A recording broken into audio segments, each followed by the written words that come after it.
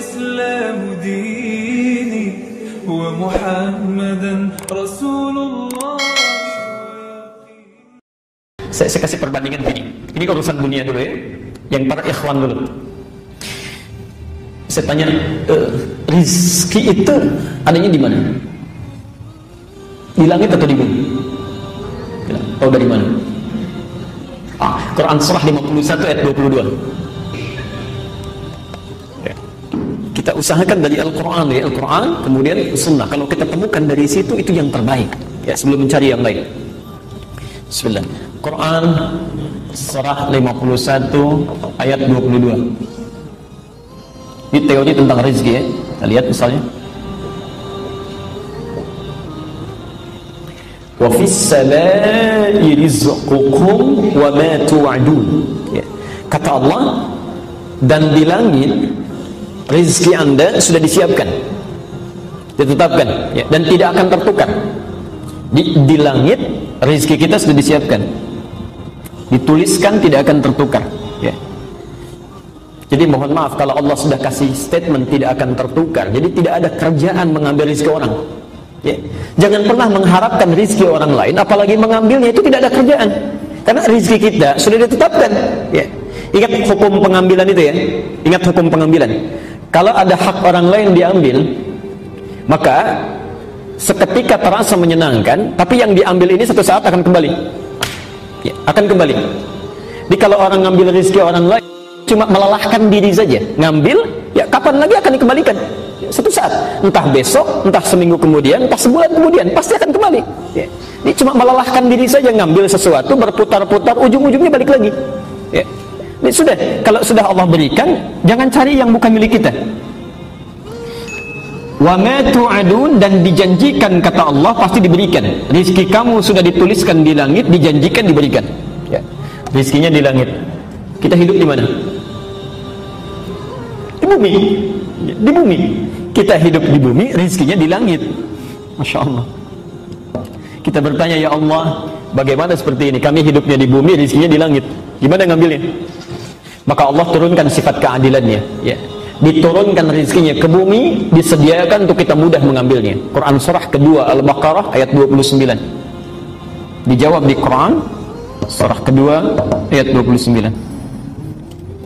Karena kita tinggal di bumi, maka turun ayat, saya agak cepat, huwallazi khalaqalakum ma fil ardi jami'an.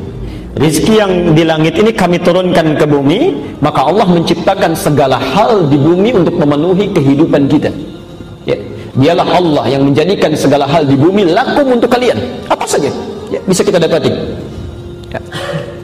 Pelan-pelan. Rizkinya di langit diturunkan ke bumi. Bumi luas atau sempit? Luas, baik ya. Antum tinggalnya di Kelapa Gading, tapi rezekinya turunnya di Palembang misalnya, kan harus nyari ke sana tuh. Ya, jangankan ke Palembang, kalau rezekinya turun di Sunter saja kita mesti bergerak. Ya, karena itu turun perintah dari Allah, karena tidak semua rezeki yang turun itu langsung menimpa kita. Ya, barangkali tempatnya agak harus memerlukan usaha untuk bergerak. Ya, karena itu turun ayat Quran surah kedua Al-Baqarah ayat 168. Ya. Kita diminta untuk berusaha untuk mengambilnya. Ya ayyuhan nasu, hei manusia, kulu mimma fil ardi halalan thayyiban.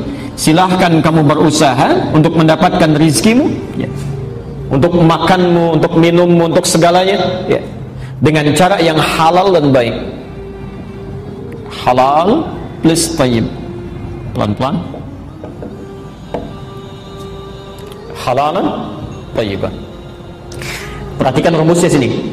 Di rizki itu tidak cukup dengan diharap-harap, tapi menuntut usaha untuk meraihnya. Tapi yang menarik, bahasa Quran ketika meminta manusia mencari rizki itu membuat hukum umum universal. Ya, tidak mengikat akidah. Hukumnya mesti dicari dengan halal, legal. Ya. Tidak boleh mencuri, merampok dan sebagainya. Hati-hati. Karena hukumnya sifatnya umum mengikat bagi manusia, maka manusia agama apapun, kepercayaan apapun, yang melanggar dua ketentuan ini pasti mendapatkan konsekuensi dari kehidupan dunianya, diproses juga. Ya, misal ada seorang muslim mencuri misalnya, menempuh mencari rezeki dengan cara yang tidak halal, tentu akan ditempuh juga melalui hukum dunia. Ya. Jadi tidak akan dibedakan, mau orang Islam mau non muslim, begitu mendapatkan mencari rezekinya dengan cara yang tidak halal, maka diluruskan juga. Ya. Saya belum pernah mendengar ada polisi misalnya ketika menangkap pencuri ditanya dulu, bapak agamanya apa? Gak mungkin. Ya. Oh Islam tuh, oh kalau gitu gak usah ditangkap, dikasih tausiah saja. Gak bisa. Mau Islam mau non Muslim, begitu salah ya sudah proses, selesaikan hukum umum. Yang menarik bukan itu. Kita agak percepat. Ketika ada seseorang mencari rezeki Bismillah dengan imannya, ya, dengan keyakinannya, ya. Ada orang bertanya kepada Allah, ya Allah, kami minta keadilan. Ya. Ada non-muslim, dia tidak sholat, dia tidak puasa, dia tidak zakat, masa bisa mendapat kemudahan dalam mencari rezekinya? Kami yang sholat, yang puasa, yang berhaji, yang beribadah, harusnya ada perbedaan. Ya. Ada kemudahan mendapatinya. Maka Allah turunkan ayat khusus yang diberikan hanya pada orang-orang yang punya iman. Quran surah kedua Al-Baqarah, ketentuan kedua, ayat 172. Pelan-pelan. Nanti silakan Anda perhatikan bagaimana cara Al-Quran mengungkapkannya. Yang di sini 168, ya ayyuhan nas, yang ini, hei manusia. Manusia sifatnya universal, bisa bagi seorang muslim atau non-muslim. Tapi ketika menyebutkan di ayat 172 dirubah dari nas menjadi amanu, ya ayyuhalladzina amanu. Pelan-pelan.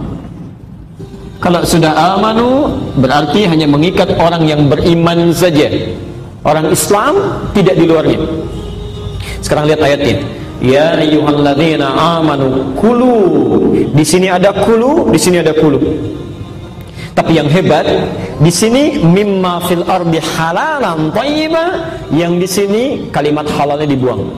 Kulu min thayyibati ma razaqnakum, halalnya dibuang, thayyibnya dijamakkan, thayyibat. Masyaallah. Ma razaqnakum.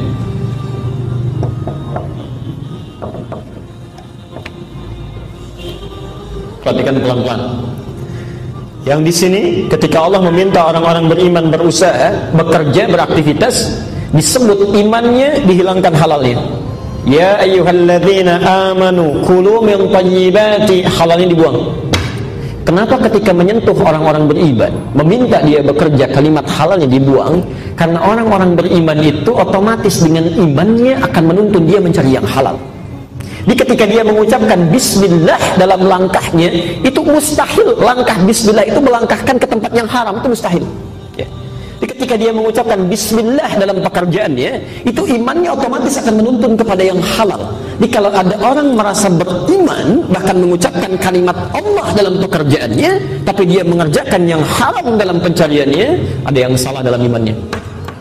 Ada yang keliru. Nah, sekarang perhatikan. Kalau ada orang-orang mengerjakan sesuatu bismillah, bismillah, bismillah, merasa diawasi Allah dengan maknanya, bukan hanya kalimat yang mengalir di lisannya, maka sifat Rahman Allah diturunkan pada dirinya saat di dunia. Rahman, Maha Pemilik segala keluasan dunia. Ma razaqnakum, lihat kalimatnya. Maka kami yang akan mudahkan dia mendapatkan rezeki, bukan dia yang lelah mencarinya.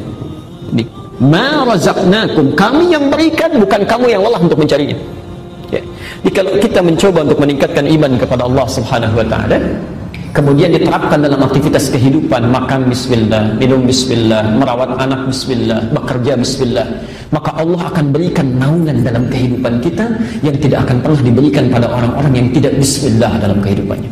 Jelas ya? Baik. Apalagi kalau dibuktikan dengan amal saleh. Ya. Ini bukan cuma kerjanya bismillah.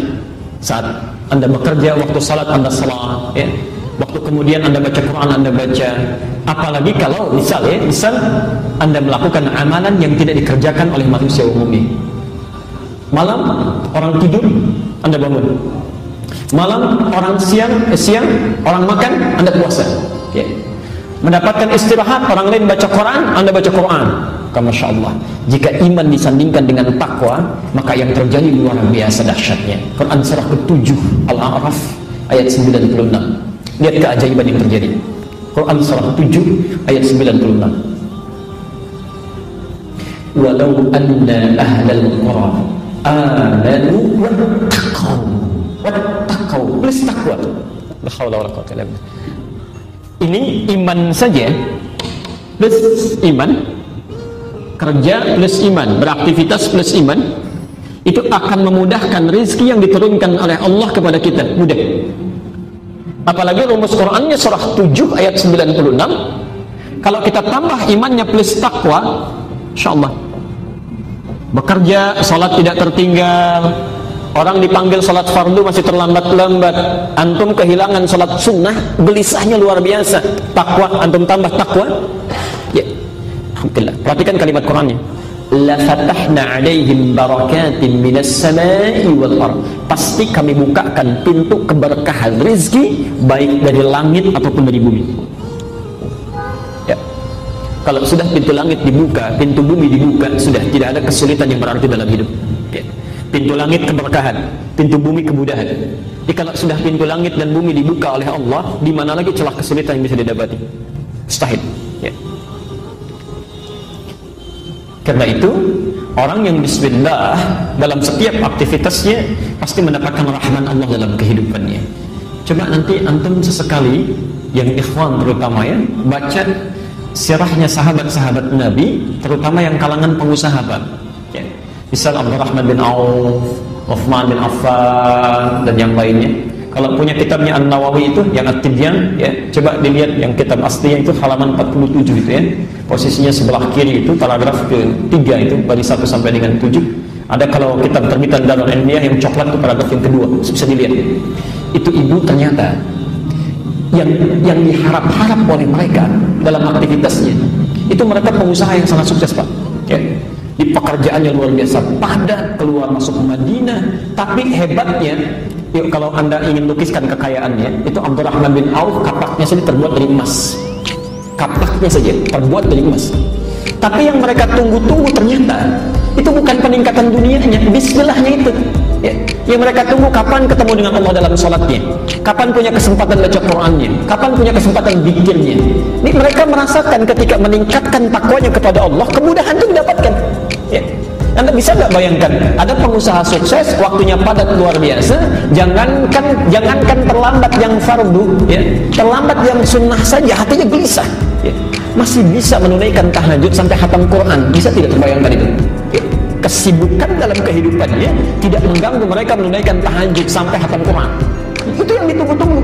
Ya, terhubung dengan Allahnya itu.